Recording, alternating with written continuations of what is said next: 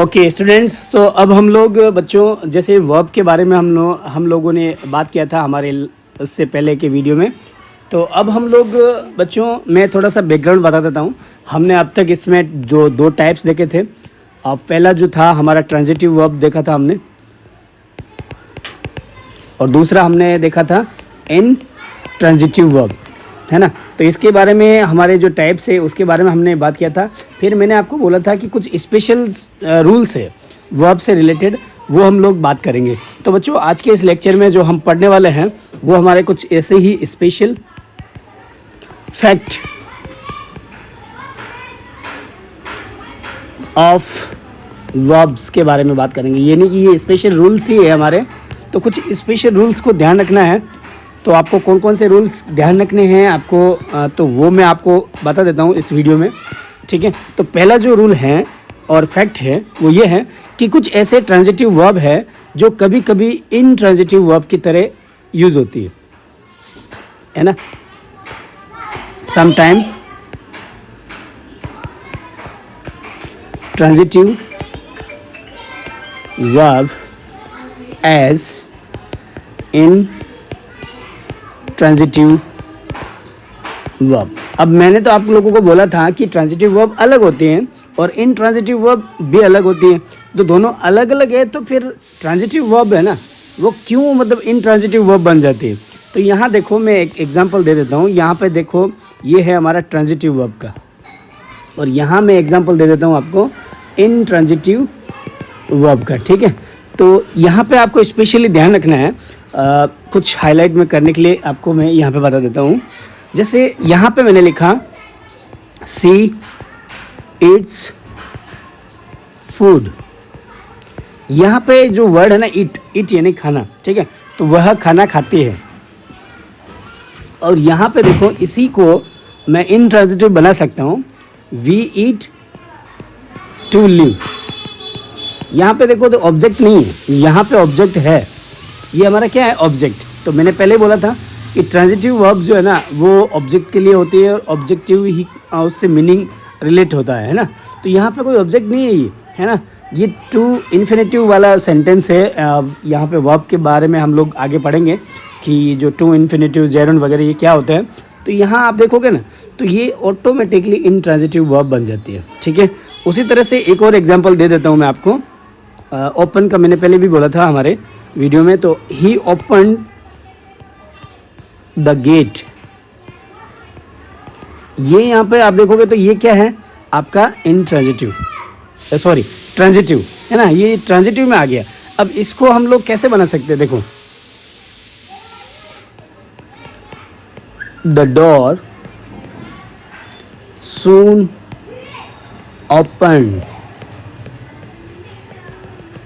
यानी कि अब इस फैक्ट से आपको क्या पता चला बच्चों, इस फैक्ट से आपको ये पता चला कि ज़रूरी नहीं है कि कोई ट्रांजिटिव वर्ब जो है वो हमेशा ही ट्रांजिटिव वर्ब रहेगी, है ना। तो transitive verb can also be written as intransitive verb. ये हमारा फैक्ट जो है पहला रूल हमें पता चला, ठीक है ना बच्चों।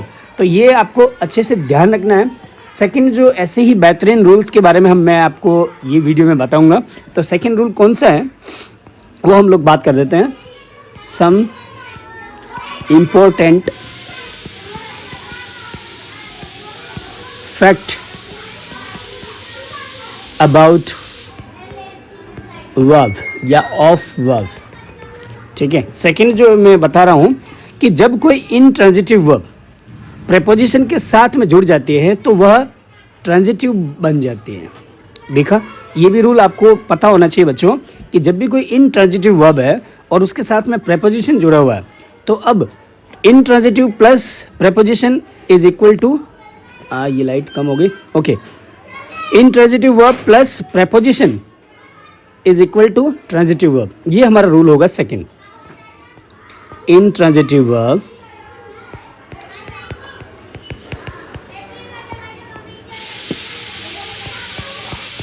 प्लस अगर आपने वहाँ पे कोई प्रेपोजिशन लिख दिया देन इज इक्वल टू, ये हम लोग मैथ्स में आ गए हैं, साइंस सॉरी इंग्लिश ग्रामर देखते देखते हम लोग मैथमेटिक्स वो हम लोग नहीं देख रहे हैं बच्चों।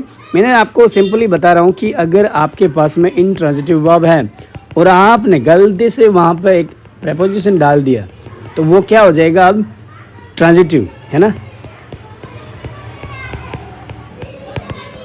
तो ये बेसिक चीज़ें आपको पता होनी चाहिए बच्चों। अब एग्जाम्पल्स क्लियर करेगा आपका, जैसे कि यहाँ पे मैं डाल देता हूँ ही लाफ्ड, ये वर्ड हमने डाल दिया।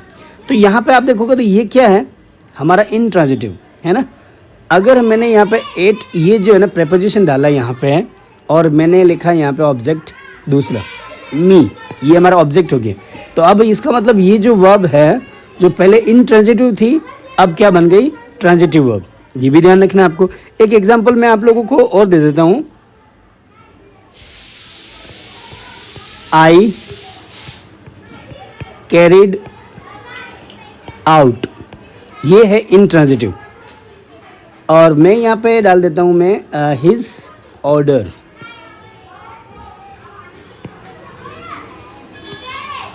यहाँ पे आप देखोगे ना ये जो है ना वर्ड, इसकी वजह से यहाँ पे आप लोगों को एक ऑब्जेक्ट मिल जाएगा। ऑब्जेक्ट मिल जाने की वजह से क्या हो जाता है कि वो ट्रांजिटिव में ट्रांसफॉर्म हो जाती है। तो ये रूल नंबर 2 ध्यान रखना बच्चों। ऐसा ही हमारा थर्ड जो रूल है उसके बारे में हम लोग बात करते हैं। थर्ड रूल के बारे में बहुत ही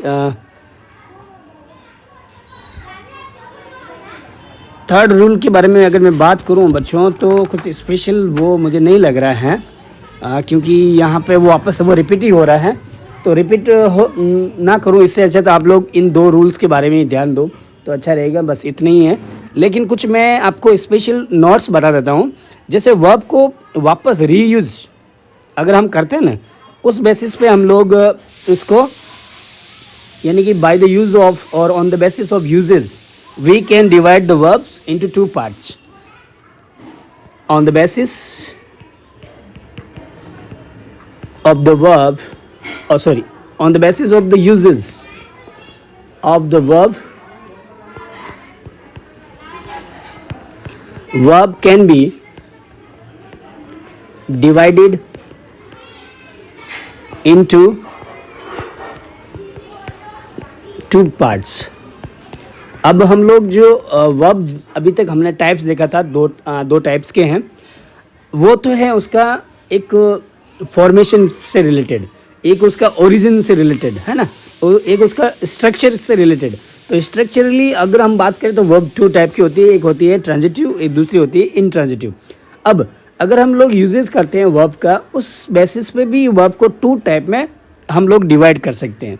कौन कौन से ऐसे टाइप्स हैं सर बता दीजिए ज़रा, तो हम लोग बात कर लेते हैं।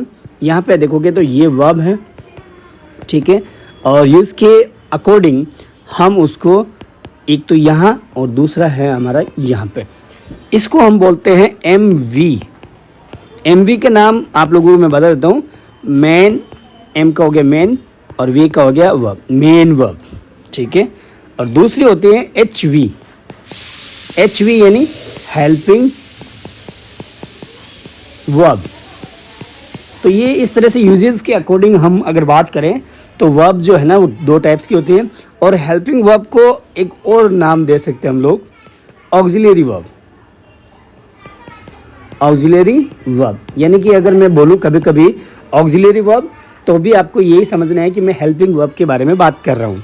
और अगर मैं बोलूँ MV यानी कि मेन वर्ब, तो हमारी मेन वर्ब हो जाएगी। यहाँ पे मेन वर्ब का एग्जांपल्स बहुत सारे होंगे बच्चों, अनलिमिटेड है। जैसे गो, एट, कम, यानी कि जो first form, second form, third form और फोर्थ फॉर्म के बारे में हमने बात किया था ना, वो सारी मेन वर्ब है ना। तो ये सारी क्या हो गई, मेन वर्ब। और भी मैं लिख सकता हूँ जैसे स्टडी। और यहाँ पे जो अगर मैं बात करूँ हेल्पिंग वर्ब की, तो यहाँ जो टेंस आप पढ़ते हो बच्चों, टेंस में इनका बहुत ज़्यादा रोल होता है हेल्पिंग वर्ब का। उसमें हम लोग जैसे कि बोलते हैं did, was, were, is, am, are, ये सारी ये क्या है, हमारी हेल्पिंग वर्ब होती है। इनको हम ऑक्सिलरी वर्ब बोलते हैं। बी, यहाँ बी में बहुत सारे आएंगे, उसके बारे में हम लोग बात कर लेते हैं। चलो मैं आप लोगों को एक अच्छा सा डायग्राम से आपको वर्ब का यही डिटेल फॉर्म में बता देता हूँ। जैसे मैंने वर्ब को अभी डिवाइड किया है, एक तो मैंने कहा था कि मेन वर्ब, ठीक है, और दूसरा मैंने बोला था इसको हेल्पिंग वर्ब, ठीक है, हेल्पिंग वर्ब या फिर ऑक्सिलरी वर्ब। अब मैं आगे और डिवाइड करना चाहता हूँ, इसलिए मैंने इसको रिपीट किया है। ऑक्सिलरी वर्ब को या फिर हेल्पिंग वर्ब को भी हम लोग 3 टाइप में डिवाइड करेंगे, ठीक है। 3 टाइप में ये भी आगे डिवाइड होगी। अब वो कौन से हैं, नए हैं कुछ स्पेशल, ऐसे तो नहीं है कि नए हैं, हम लोग इसको बोल सकते हैं हमारे लिए नया हो सकता है वो। एक तो होता है हमारा यहाँ पे प्राइमरी ऑक्सिलरी वर्ब, और सेकंड जो है ना वो होता है हमारा मॉडल ऑक्सिलरी वर्ब।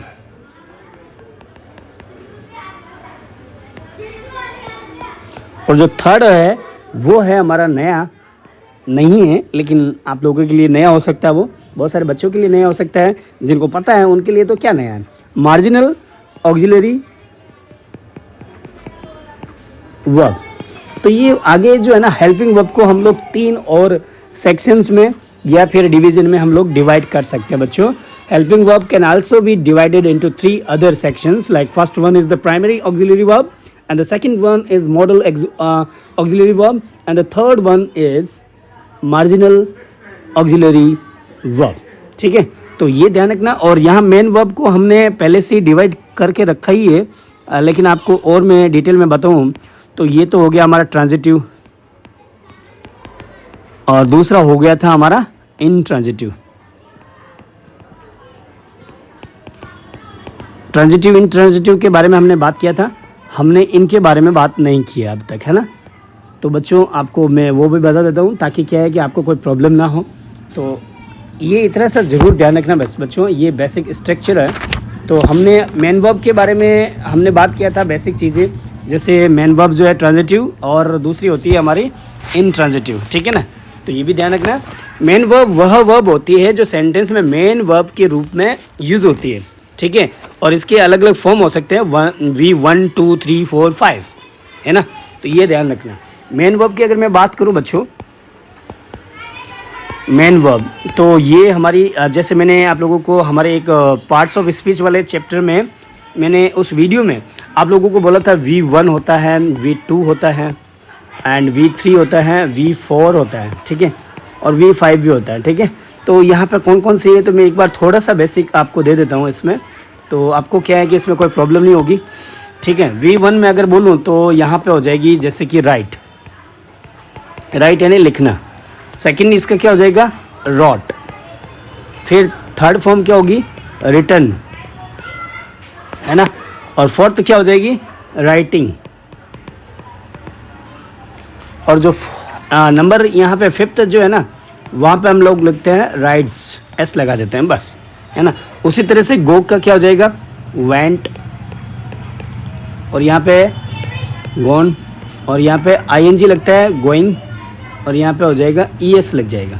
देखो ईएस और एस ये जुड़ने से हमारे इस तरह से तो बहुत सारी ऐसी है, मैं आपको ये अगर मैं बताऊंगा तो बच्चों इसी पे ही सारा वीडियो बन सकता है और अनलिमिटेड वीडियो बन सकते हैं, है ना, क्योंकि बहुत सारे ऐसे हैं। मैं आपको बेसिक चीज़ें भी बता रहा हूँ और डिटेल में भी बता रहा हूँ, तो आपको ये ध्यान रखना, ये फॉर्मेट अच्छा सा रहेगा। तो ये तो है बात हमारी मेन वर्ब से रिलेटेड, है ना। तो इसके अलावा भी जैसे अराइज, ये अगर मैं बोलूँ कुछ मैं बोल देता हूँ, जैसे बिड, BID ये फर्स्ट फॉर्म है, ठीक है। बिड यानी बोली लगाते हैं ना, उसको बोलते हैं। उसका दूसरा क्या हो जाएगा, यहाँ पे आपको V2 बताना है, तो मुझे आप कैसे बताओगे, बताओ।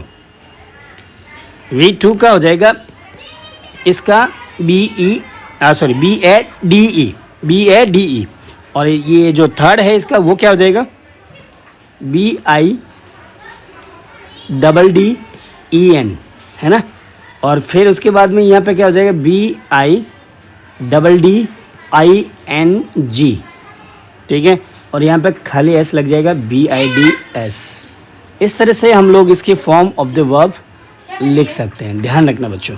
तो अभी मैं इसके बारे में ज़्यादा आपको बोलूँगा नहीं, लेकिन बच्चों मैं आपको एक टेबल का जो है वो मैं बता दूंगा आपको इसके बारे में, ठीक है ना। तो कुछ ऐसे वर्ब भी ऐसी भी होती है जो कि कभी कभी क्या है कि सिमिलर हो जाती है। V1 में अगर हम बात करें तो वो कुछ अलग हो जाती है। जैसे कि यहाँ पे मैं अगर बात करूँ, कुछ मैं बता ही देता हूँ। जैसे V1 यहाँ है, V2 यहाँ है, V3, V4 और ये हो जाएगा V5।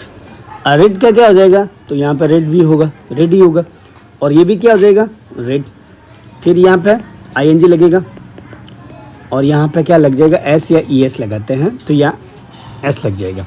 उसी तरह से CUT कट है ना, तो यहाँ पे भी यहाँ क्या हो जाएगा, कट। और यहाँ पे भी कट। और यहाँ पे क्या हो जाएगा, कटिंग, डबल T ING है ना।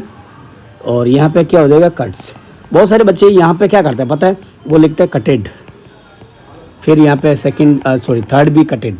तो ये जो चीज़ें ना वो आप लोग रॉन्ग करते हो, तो ये ध्यान रखना। बहुत सारे ऐसे रूल्स है इसके लिए, ठीक है, तो वो भी आपको फॉलो करने चाहिए। और किसी में ED जुड़ जाता है, कोई ऐसी हो जाती है जैसे कि सेट यानी अस्त होना, तो ये भी सेम होगा, सेट। और यहाँ पे भी क्या हो जाएगा, सेट। और यहाँ पे क्या हो जाएगा, सेटिंग। और यहाँ पे सेट्स। तो इस तरह से ये भी ध्यान रखना बच्चों आप लोगों को। और कुछ इम्पोर्टेंट जो है मैं वो बता देता हूँ तो आपको सही रहेगा। कुछ स्पेशल जो है वो तो मैं आपको नहीं बता सकता, क्योंकि सारी जो वर्ब है वो सब स्पेशल ही है। मैं कुछ आप लोगों को बेसिक चीज़ें बता सकता हूँ यहाँ पे। जैसे ये हो गया, और उसके बाद में फ्लाई, ये दूसरा रूल है, फ्लाई। फिर यहाँ पे देखोगे तो फ्लीव हो जाएगा उसका, यानी फ्लाई यानी उड़ना, फ्लीव यानी उड़ा। और यहाँ पे हो जाएगा फ्लाउन, और यहाँ पे फिर ING जुड़ जाएगा। और यहाँ पे IES जुड़ जाएगा, Y को हटा के IES जोड़ दिया हमने, ठीक है। फिर जो ग्राइंड करते हैं, मिक्सी जो होती है ना हमारे, उसमें हम ग्राइंड करते हैं, पीसना। फिर इसका क्या हो जाएगा, ग्राउंड। इसका क्या हो जाएगा, और थर्ड वो भी ग्राउंड। और यहाँ पे हो जाएगा ग्राइंडिंग। और यहाँ पे क्या जुड़ जाएगा, खाली S जुड़ जाएगा। ओके, ये भी ध्यान रखना बच्चों। और फिर साइन, चमकना है ना, सॉन, चमका। फिर ये भी हो जाएगा थर्ड सेम। फिर यहाँ पे E हटा के ING लगा देंगे, और यहाँ पे इसके पीछे S लगा देंगे। हाँ, तो ऐसी बहुत सारी है बच्चों, मैं आपको बता ही नहीं सकता। रियली में अगर बोलूँ तो बहुत सारी अनलिमिटेड हैं। जितने भी एक्शंस होते हैं ना हमारे, वो सारे एक्शंस हमारे वर्ब है, तो वर्ब अनलिमिटेड होगी। तो ये तो हुआ बच्चों मेन वर्ब के बारे में, ठीक है ना। ये है हमारा जो चैप्टर है, ये जो हम बात करें V1 2 3 4 5, तो ये है हमारा क्या, मेन वर्ब से रिलेटेड। अभी तक हमने ये जो बात किया था ना, यहाँ पे इस कौन से पैराग्राफ में, ये वाला, ठीक है, इसमें हमने बात किया था ये कि मेन वर्ब, ये वाला टॉपिक, ठीक है, ये इसके बारे में कंप्लीट हो गया।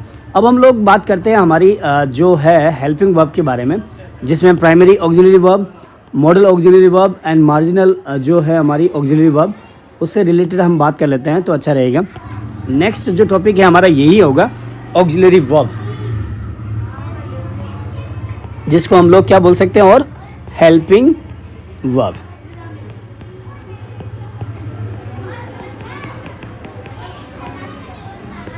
Auxiliary verb. अब यहाँ हम लोग इसके बारे में थोड़ा डेफिनेशन में बता देता हूँ कि ये वैसी वर्ब होती है जो अदर्स वर्ब के साथ यूज़ होकर सेंटेंस को इंटरोगेटिव और नेगेटिव बनाती हैं, और टेंस को बताने के साथ साथ पॉसिबिलिटी, विलिंगनेस को एक्सप्रेस करती हैं। ये समझ में आया आपको? मैं आपको एक बार इसको रिपीट कर देता हूँ। ये ऐसी, ये क्या है, ये है भी तो वो वर्ब भी है, ठीक है, लेकिन वर्ब के साथ साथ में ये क्या करती है, सेंटेंस में ऐड होती है, और जाहिर सी बात है सेंटेंस में ऐड होगी तो ये आपके सेंटेंस को इंटरोगेटिव बनाने में भी यूज़ हो जाती है ना। एक इससे सेंटेंस, जो ट्रांसफॉर्मेशन ऑफ द सेंटेंस जो आप चैप्टर पढ़ोगे ना, उसमें आपकी ये बहुत काम आने वाली है। इंटरोगेटिव सेंटेंस बनाते हैं, उसमें इंटरोगेटिव सेंटेंस बना सकते हो। फिर जो नेगेटिव सेंटेंस है वो भी आप इससे बना सकते हो, है ना। ये कितने काम किए सोचो। और साथ साथ में ये टेंस जो होते हैं ना हमारे, उस टेंस के साथ में भी ऐड होती हैं, और टेंस के साथ में प्लस में ये है ना हमारे feeling of expression of feeling, उल्टा बोल दिया ना, एक्सप्रेशन ऑफ फीलिंग, उसमें भी काम आती हैं। जैसे कई कई सेंटेंस में आपको बतानी पड़ती है पॉसिबिलिटी, है ना, कभी कभी आपको बतानी पड़ती है एबिलिटी, है ना, तो उसमें भी ये काम आती हैं। साथ साथ में आप विलिंगनेस, ये सब चीज़ें बताने में ऑक्सिलरी वर्ब का बहुत ही ज़्यादा रोल होता है। तो आपको ये पता चला कि ये हेल्पिंग वर्ब होती है जो इंटरोगेटिव सेंटेंस बनाने में काम आती है, नेगेटिव सेंटेंस बनाने में काम आती है, टेंस के साथ में जुड़ती हैं और टेंस को भी अच्छे से हमारे ग्रामेटिकल जो एरर है ना उसको दूर करती है। साथ साथ में feeling of expression of feeling, हमारी बहुत सारी फीलिंग होती हैं, उनको शेयरिंग करने के लिए, जैसे कि एग्जांपल्स में मैंने यहाँ पे इतने बताए और भी हैं, हम लोग बात करेंगे। तो पॉसिबिलिटी वाला हो, चाहे एबिलिटी हो, चाहे विलिंगनेस हो, ये चीज़ एक्सप्रेस करती है। तो इनमें इनका बहुत ज़्यादा रोल होता है, किनका? ऑक्सिलरी वर्ब का। अब ये तो हुआ हमारा ये। अब हमने ऑक्सिलरी वर्ब को 3 टाइप में डिवाइड किया था। कौन से आपको याद है तो बताओ मुझे मेरे साथ साथ में। एक हमने बोला था प्राइमरी ऑक्सिलरी वर्ब, ठीक है। दूसरा हमने कौन सा बोला? Good, very good, model auxiliary verb. देखो आपने बोला मुझे यहाँ तक सुनाई दिया, हाँ, ठीक है। तो मॉडल ऑक्सिलरी वर्ब, ठीक है, एवी लिख रहा हूँ मैं, तो आप ये समझ लेना ये एवी यानी ये ऑक्सिलरी वर्ब है, ठीक है। साथ साथ में हम लोग ने बात किया था एक थर्ड वाला, वो बोलो जरा, marginal, very good, marginal auxiliary verb, ये हमने बात किया था, ठीक है बच्चों। तो अब मैं आपको इसके बारे में थोड़ा बताना चाहता हूँ, इसलिए थोड़ा सा ये टेढ़ा मेढ़ा बॉक्स बना देता हूँ मैं। टेढ़े मेढ़े बॉक्स से आपको सीधी बात पता चलेगी, है ना। है बात टेढ़ा मेढ़ा लेकिन बात है सीधी। अगर मैं बात करूँ बच्चों तो यहाँ पे प्राइमरी में कौन कौन सी होगी? सर प्राइमरी ऑक्सिलरी वर्ब कौन कौन सी होगी? तो यहाँ पे होगी हमारी बी। अब बी में आपको पता है is, am, are, was, verb, ये सब आती है, ठीक है ना। एक तो हो गई बी, ठीक है। दूसरी है हमारी डू, जिसमें डू डज वो भी हो जाती है, ठीक है। और है ना डू डज, ये कहाँ काम होगी वो हम अभी सेंटेंस बनाएंगे उसमें आपको पता चल जाएगा। फिर यहाँ पे हैज़, हैव, ये चीज़ें, ये हमारी क्या है? प्राइमरी ऑक्सिलरी वर्ब है। इनको टेंस में यूज करते हैं स्पेशली, ठीक है। टेंस में वैसे हम लोग negative sentence, positive sentence, interrogative sentence में भी यूज़ करते हैं, लेकिन होता तो टेंस बेस्ड ही है ना वो सारा। ओवरऑल अगर बात करें तो बेसिक तो चीज़ वही है। टेंस में हम लोग इनका ज़्यादा यूज़ करते हैं। ऑक्सिलरी वर्ब जो है ना बच्चों वो होती है जैसे कि कैन, कैन का पास्ट हो जाता है कुड, ये भी ये दोनों है। फिर MAY, मे, मंथ नहीं है ये, मे, और फिर इसका पास्ट हो जाता है माइट, सेल, ये इसका क्या हो जाएगा? शुड। इसका हो नहीं जाएगा बच्चों, ये मैं ऐसा नहीं बता रहा हूँ कि कैन का कुड लिखना है आपको, मे का माइट लिखना है, सेल का शुड लिखना है, ऐसा नहीं बता रहा हूँ मैं।